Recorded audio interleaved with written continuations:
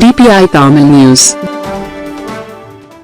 தருமபுரி அரசு பொறியியல் கல்லூரியில் கலைத் திருவிழா நடைபெற்றது. இந்த கலைத் திருவிழாவை கல்லூரி முதல்வர் சுமதி தலைமையேற்று குத்து விளக்கு ஏற்றி தொடங்கி வைத்தார். இந்த நிகழ்ச்சிக்கு தலைமையேற்று முதல்வர் சுமதி பேசுகையில், கல்வி அறிவோடு மாணவர்களுக்கு கலைத்திறன்களையும் மேம்படுத்திக் கொள்ளும் பொருட்டு மொழித்திறன், பகுத்தறியும் திறன், இசைத்திறன், உடல் மொழி, செவி புலன் காட்சிகள், சமூக தொடர்பு மற்றும் இயற்கையோடு தொடர்புடைய நுண்ணறிவு மற்றும் திறன்கள் சார்ந்து இந்த கல்லூரி கலைத்திருவிழாவில் 32க்கும் மேற்பட்ட போட்டிகள் நடத்தப்பட்டது என்றும் இதில் 750க்கும் மேற்பட்ட மாணவர்கள் ஆர்வத்துடன் கலந்து கொண்டனர் என்றும் தெரிவித்தார். இப்போட்டிகளில் நெருப்பில்லாமல் சமைப்போம், ஒவ்வொரு பூக்களுமே, குழு நடனம், விவாத மேடை, இளைஞர் பாராளுமன்றம், ஓவிய போட்டி, குறும்பட போட்டி, புதையல் வேட்டை, பேச்சு போட்டி, கவிதை போட்டி மாணவர்களின் ஆர்வத்தை வெகுவாக ஈர்த்தது என்று பேசினார். இந்நிகழ்ச்சிக்கு வாழ்த்துரையினை கல்லூரியின் துணை முதல்வர் செந்தில்குமார் வழங்கினார்.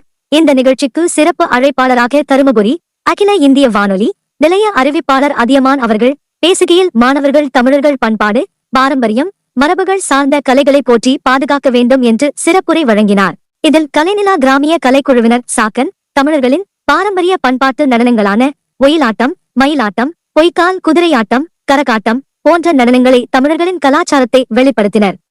மலையூர் ராமர் நாடக கலைக்குழுவினர் தெருக்கூத்துக்கலையை அறிமுகம் செய்தனர்.